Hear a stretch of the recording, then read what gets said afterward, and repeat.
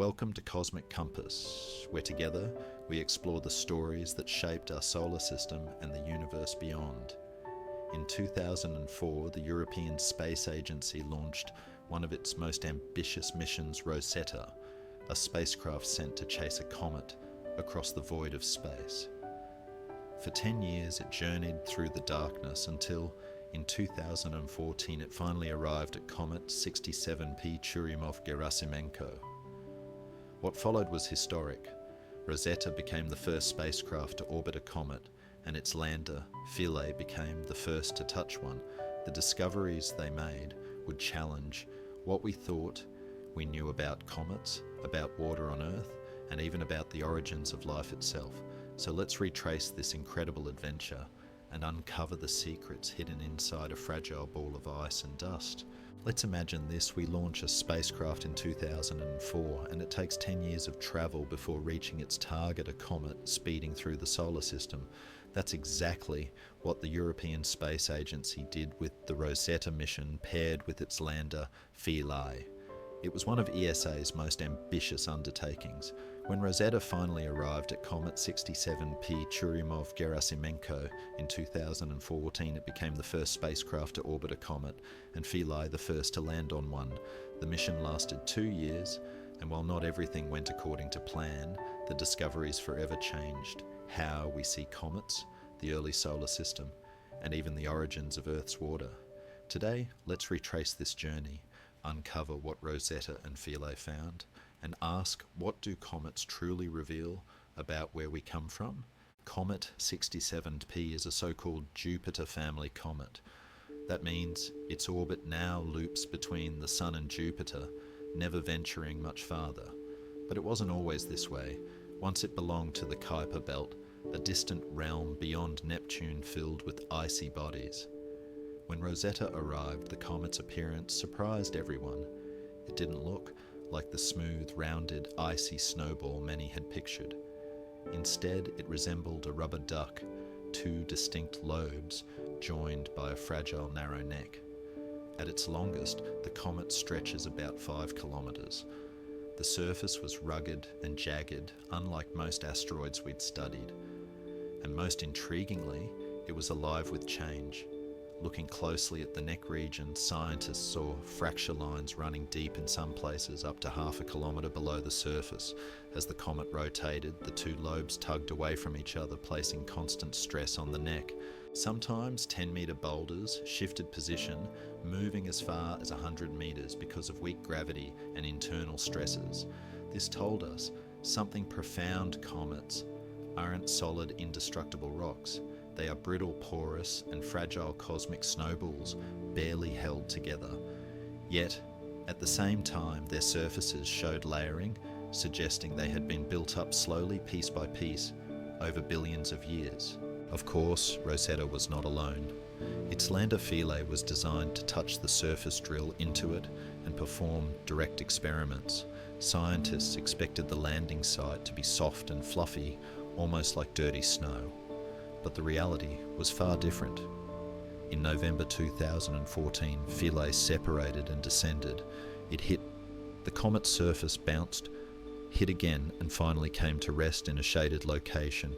Unfortunately, its anchoring harpoons failed, leaving it in an awkward position. Its drill couldn't penetrate the ground. Still, Philae delivered science. Its sensors revealed that the surface was hard, solid water ice, covered by a thin layer of dust, and even without drilling it, detected 16 different organic compounds, 4 of which had never before been seen on a comet. Now let's be clear, organic compounds are not life, but life as we know it depends on them. This discovery reinforced the idea that comets may have played a role in delivering the chemical seeds for life to Earth. While Philae struggled on the ground, Rosetta thrived in orbit. Its instruments captured streams of particles ejected as the comet neared the Sun. These weren't just random flecks, they were tiny samples of the comet itself hurled into space by sublimating ices. Over its mission, Rosetta collected data from about 31,000 dust particles, and something remarkable emerged. Their composition didn't change, even as the comet grew more active. This consistency suggested that 67P's interior was uniform a time capsule from the dawn of the solar system. What were these particles made of complex organic carbon compounds, along with sodium, magnesium, aluminum, silicon, calcium, and iron? But here's the twist. Comets, unlike asteroids, were rich in hydrogen and oxygen. Why the difference? Asteroids spend much of their lives closer to the sun, heated and altered. Comets, by contrast, stay far away until their orbits are perturbed inward. That isolation preserved them as pristine relics, likely containing material from the very molecular cloud that gave birth to the sun and planets. Even more surprising was the detection of oxygen. Oxygen is highly reactive. In the presence of hydrogen, it should quickly form water. Yet here it was locked away for billions of years. These particles were tiny, the largest only 2 millimeters across. But in Earth's skies, it is dust just like this that creates meteor showers. Imagine the streak of light you see on a summer night is made of the same building blocks Rosetta examined in detail. If comets are full of ice, you might expect them to sparkle, reflecting sunlight, but comets are among the darkest objects in the solar system. 67P reflects only about 4% of the sunlight that falls on it, darker than asphalt. Why? Because most of the surface isn't ice at all. Instead, it's coated with carbon-rich dust.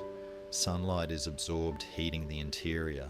That triggers outgassing jets of water vapor and carbon dioxide blasting out, carrying dust into space. This process creates the comet's 2 famous tails. One is the dust tail made of particles pushed along by sunlight. It curves gently following the comet's orbit. The other is the ion tail, formed from gases ionized by solar radiation and carried straight away by the solar wind. Together, they give comets their ghostly, glowing appearance. Most of the time, comets are faint, invisible, without telescopes, but sometimes when outgassing is intense, they become visible to the naked eye. Perhaps you remember Comet Hale-Bopp in 1997, Comet McNaught in 2007, or Comet Lovejoy in 2011. Rare moments when the night sky suddenly comes alive. One of the main goals of Rosetta and Philae was to answer a question central to Earth's history: did comets deliver our water? It seemed plausible. After all, comets are icy, and in the chaotic early solar system, Earth was bombarded by them. Perhaps our oceans came from these frozen messengers. Philae and Rosetta tested this by examining the ratio of deuterium to hydrogen in the comet's water vapor. Deuterium is hydrogen's heavier twin. An extra neutron makes it different. If comet water matched Earth's oceans, the ratios would align. But they didn't. 67P's ratio was far higher than Earth's. The conclusion: comets like 67P are not the main source of our water. Instead, attention shifted to asteroids. Though poorer in water, their deuterium ratios align better with what we find on Earth. This result reshaped our theories. Earth's formation, it seems, was harsher than we imagined, water arriving not from icy comets, but from rocky asteroids battered by the early sun. Rosetta also carried instruments to study the comet's environment. Early data seemed to reveal a magnetic field, a faint hum scientists even converted into sound. But Philae's measurements on the surface showed otherwise. There was no intrinsic magnetic field at all. Instead, the hum was caused by the solar wind interacting with the comet's thin atmosphere. This interaction created what is called a diamagnetic cavity, a bubble around the comet entirely devoid of magnetic fields. Once again, Rosetta had revealed something unexpected.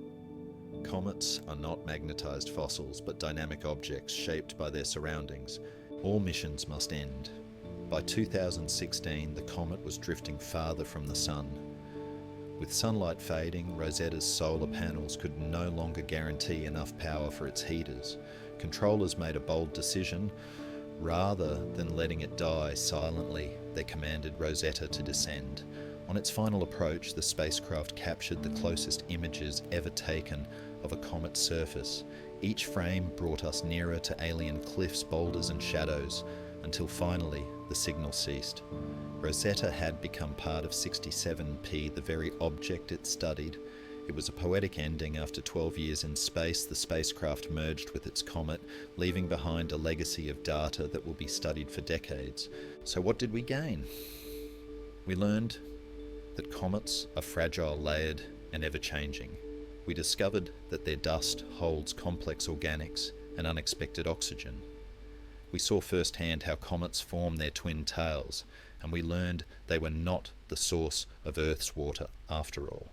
Rosetta and Philae didn't just expand our scientific knowledge, they changed the narrative of our origins.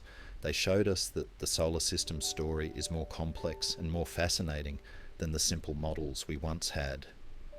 These spacecraft proved the power of persistence, both human and robotic.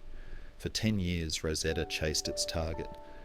For 2 years, it orbited and studied a world just 5 kilometers across. And together, they showed us that even the smallest objects can hold the grandest secrets. As we look back on Rosetta and Philae, we're reminded that exploration is never straightforward. There are bounces, failures, surprises, but also triumphs beyond expectation. The data they returned will keep scientists busy for decades, refining our understanding of how planets form, where water comes from, and how life's building blocks spread across space. And for us, it's a reminder of what curiosity can achieve. We launched a spacecraft, we chased a comet for 10 years, and we answered questions we'd been asking for centuries. What other mysteries await us in the solar system? Which questions will the next missions answer? If you enjoyed this journey, join us again here on Cosmic Compass, where together we navigate the wonders of the universe. Don't forget to leave your thoughts and questions in the comments. You never know, your curiosity may inspire our next exploration.